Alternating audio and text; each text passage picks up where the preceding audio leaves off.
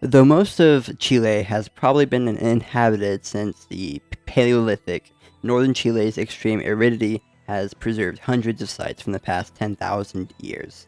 The abundance and quality of these sites have allowed archaeologists to reconstruct with surprising detail the history of this unique and dynamic region, which each year draws amateur and professional archaeologists from across the globe.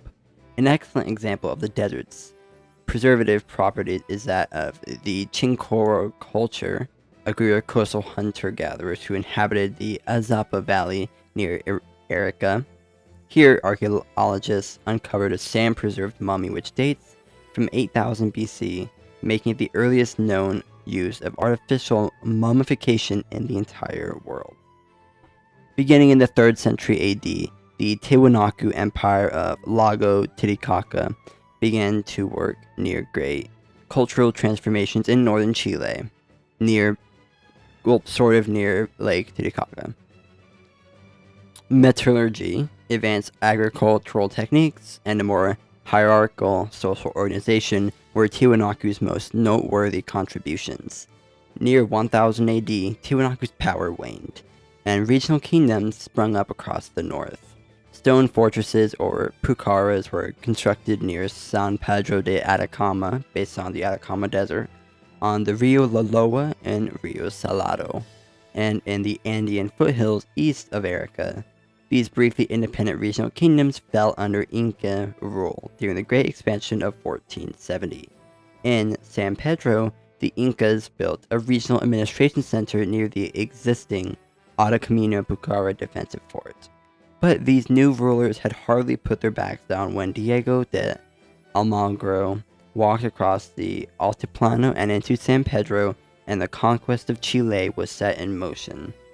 Surrounded on three sides by virtually impassable barriers, Chile's rich Central Valley remained a well-kept secret until the middle of the 15th century, when the Incas drove southward in their quest to conquer the whole of the continent.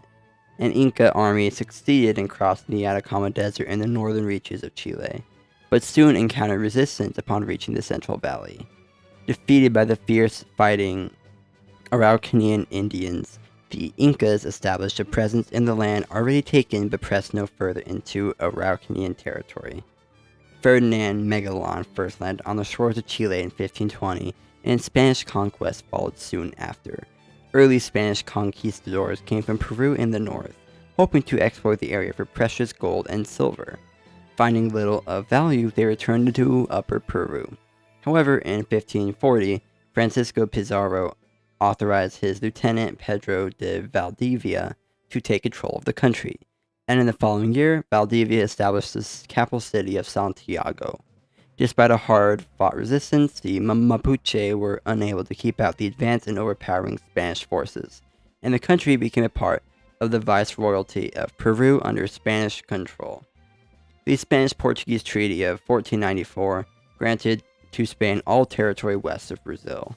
The task of conquering Chile was assigned to Pedro de Valdivia, who led his forces into Chile's fertile Mapucho Valley in 1541. The present-day capital city of Santiago was established in that year, with a number of other major cities following soon after, like Concepcion and Valparaiso. Even the mighty Spanish forces could not overpower the warlike tribes now clustered in the south of the country, leaving those of European blood concentrated in central Chile. When Valdivia did resume his attack and cross south into Mapuche territory, he paid with his life. In 1553, the Mapuche bound him to a tree and beheaded him. Chile remained a Spanish colony for close to 300 years, until Napoleon Bonaparte of France's conquest of Spain weakened the country's imperial grip on their South American colonies. Under Spanish colonial rule, northern and central Chile were part of the Viceroyalty of Peru. The south remained under the control of the Araucanians until almost the 19th century. Though Chile shares a legacy of Iberian colonialism with the rest of South America, historical similarities seem to end with independence in 1810. Chile first declared independence in 1810, but the resulting internal instability led to a restoration of Spanish rule in 1814. But within 4 years, a combined Argentinian and Chilean army managed to defeat and drive out the Spanish army, restoring Chile's independence. Spain unsuccessfully tried to reassert its dominance several times during a period known as Reconquest, but forces led by José de San Martin and Bernardo O'Higgins did not allow this to happen, and in 1818 a provisional constitution was established. By 1840, Spain had formally recognized Chile's independence. As an independent kingdom, Chile had struggled to establish a stable government, and power had shifted many times. The highly stratified society of the 19th century gave wealthy landowners the primary voice in government. However, a democratic presidency was established somewhat successfully by the end of the century. During this time, the borders of Chile changed significantly. In 1881, the Strait of Magellan was formally recognized as part of Chile, but much of Oriental Patagonia was ceded to Argentina in this treaty. It was also during this period, 1879 to 1883, that Chile battled against Peru and Bolivia in the War of the Pacific, which earned the country significant land gains on its northern frontier, which is what stripped away Bolivia of its coastline. This was especially useful because of their naturally rich nitrite deposits, which ushered in the decades-long national wealth. Coming into the 1900s, Chile had firmly established a presidential system and was enjoying a period of affluence. Reform, liberalism, and radical progressivism marked the beginning of the 20th century, as several presidents experimented with new political ideologies, and the growing middle and working classes rallied to have their voices heard. In 1964, democratically elected Eduardo Frei Montalva began an era of social revolutions, instituting state-sponsored programs for housing, education, and other areas. His term lasted just 6 years, though his critics on both sides felt that his policies were either too little or too much. By 1970, Marxist socialist Salvador Allende had won the presidency, and in 1973 moved to guarantee that the military would be on his side. He named General Augusto Pinochet the commander-in-chief of the army. This plan backfired when Pinochet staged a successful military coup and assumed power when Allende was killed. Pinochet's 16-year reign from 1973 to 1990 is considered one of Chile's most troubled times, during which brazen human rights violations occurred, and any opposition to the government was promptly silenced, often by making the dissenters simply disappear. As his dictatorship went on, it did loosen its grip enough to allow limited freedoms of speech and assembly, and the formation of trade unions. Of course, the fear his regime instilled in the people was enough to sequester much of the criticisms even after free speech was allowed.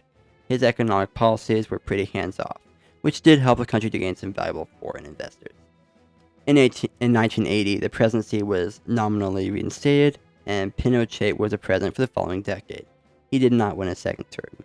And in 1990, Patricio Aylwin replaced him as president.